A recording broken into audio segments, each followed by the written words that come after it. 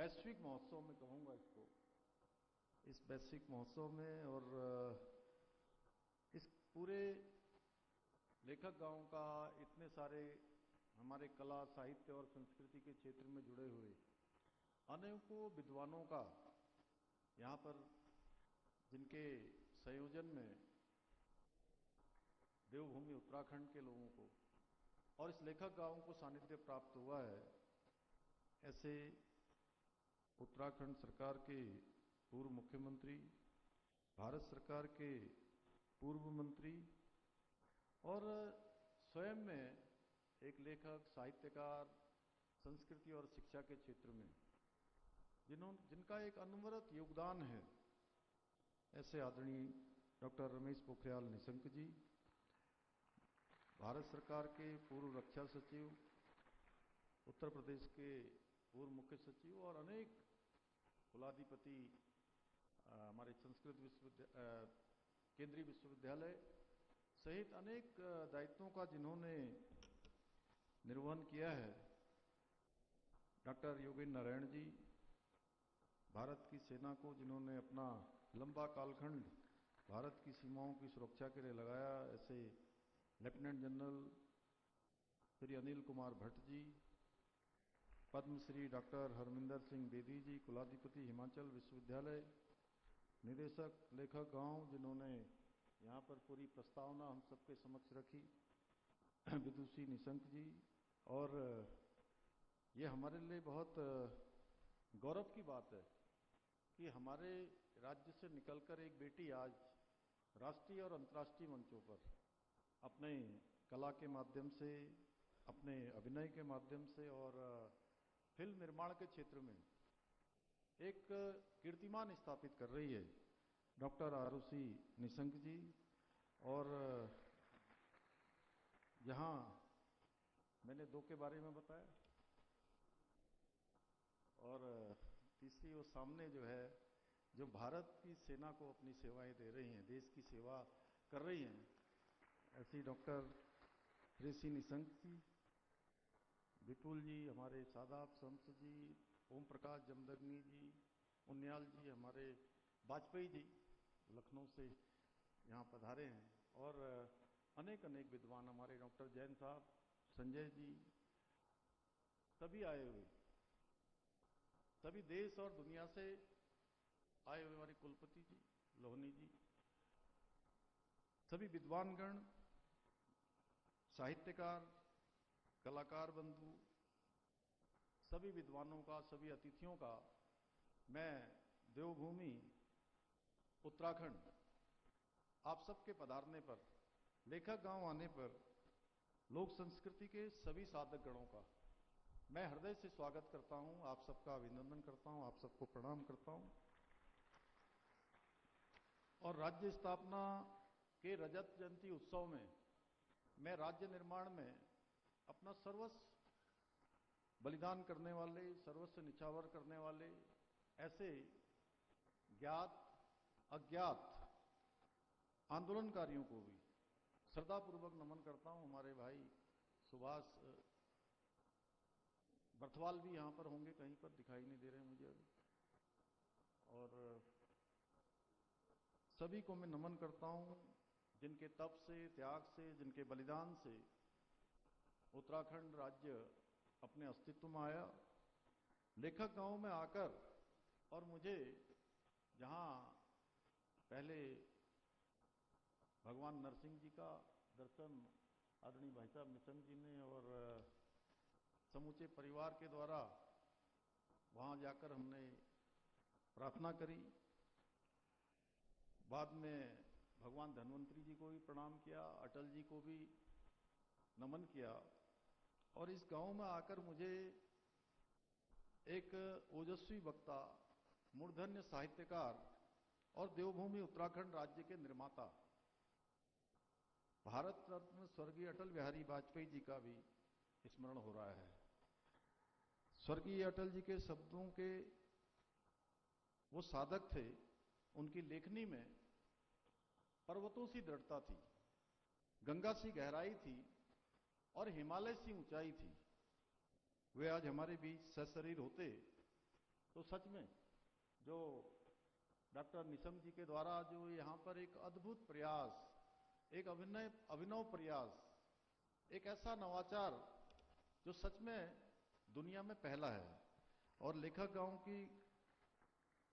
ये कल्पना का ये साकार रूप, अगर अटल जी जीवित होते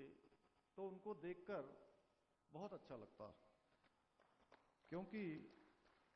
अटल जी ने ही हमें सिखाया कि शब्द भी राष्ट्र निर्माण के शस्त्र बन सकते हैं। भाइयों बहनों, लेखक गांव की यह परिकल्पना केवल एक ईंट पत्थर की संरचना नहीं है, बल्कि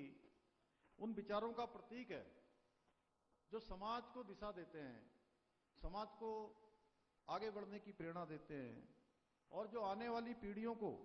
अपने जड़ों से जोड़ते हुए भविष्य का निर्माण करना सिखाते हैं। इसलिए लेखक गांव में जो ये अंतर्राष्ट्रीय सम्मेलन साहित्य का, संस्कृति का और कला का ये महोत्सव, ये केवल एक समापन सत्र नहीं है, बल्कि एक मैं कह रहा हूं कि इसकी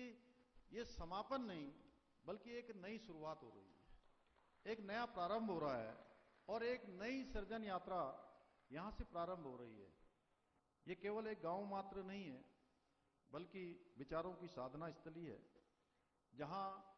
शब्द बीज बनकर अंकुरित होते हैं, जहां कला आत्मा को आलोकित करती है, जहां संस्कृति हमारी पहचान को संवारती है। भाइयों बहनों, उत्तराखंड जैसे सांस्कृतिक रूप से समृद्ध प्रदेश में लेखक गांव न केवल अनेक प्रतिभाओं को स्थानीय मंच देगा, बल्कि विश्व के साहित्यिक मानचित्र पर हमारे राज्य को एक नई पहचान भी प्रदान कर रहा है। और अभी अभी मुझे आदरणीय डॉक्टर निशंक जी ने बताया कि हमारे जो यूथ फाउंडेशन के जो हमारे युवा हैं, जो सेना में जाना चाहते हैं, उनके लिए भी, उनकी शारीरिक दक्षता के लिए, उनके कौशल के लिए, प्रशिक्षण के लिए भी एक शानदार स्थान यहां पर लेखक गांव में उपलब्ध हो पाएगा, जो भारत की सेना को अपनी सेवाएं देंगे, देश की सीमाओं की रक्षा के लिए अपने को समर्पित करेंगे। मुझे पूरा विश्वास है कि आने वाले समय में, वर्षों में, लेखक गांव उन विचारों के सृजन का एक तीर्थ स्थान बनेगा, जहां नई पीढ़ी अपने विचारों को आकार देगी, एक नए आविष्कार को जन्म देगी, और भारत की प्राचीन परंपरा को आधुनिक दृष्टि से जोड़ने का कार्य भी करेगी। मैं इस गांव के योगदान बनाने में, इसके संयोजन में योगदान देने वाले मैं सभी महानुभावों का हृदय से अभिनंदन करना चाहता हूं, हृदय से उनको बहुत बधाई देना चाहता हूं। विशेष रूप से मेरे भी मार्गदर्शक, हमारे पूर्व मुख्यमंत्री, प्रतिष्ठित साहित्यकार, और जिन्होंने जीवन में दृढ़ता और चुनौतियों का सामना कैसे किया जा सकता है, सच में उसकी एक प्रतिमूर्ति कोई है तो डॉक्टर निशंक हैं। और मेरे बड़े भाई, उनका मैं विशेष रूप से धन्यवाद करता हूं, जिन्होंने इस लेखक गांव की परिकल्पना को साकार रूप दिया है। आज ये गांव अतीत की गूंज, वर्तमान की ऊर्जा और भविष्य की संभावनाओं को एक ही मंच पर लाने का एक बड़ा प्लेटफॉर्म बन गया है, या मैं कहूं कि एक सेतु बन गया है, तो इसमें कोई अतिशयोक्ति नहीं होगी। भाइयों बहनों, हमारी सरकार साहित्य और संस्कृति के संरक्षण एवं प्रोत्साहन के लिए प्रतिबद्ध होकर काम कर रही है। हमने राज्य में उत्तराखंड साहित्य गौरव सम्मान के माध्यम से उत्कृष्ट साहित्यकारों को सम्मानित करने का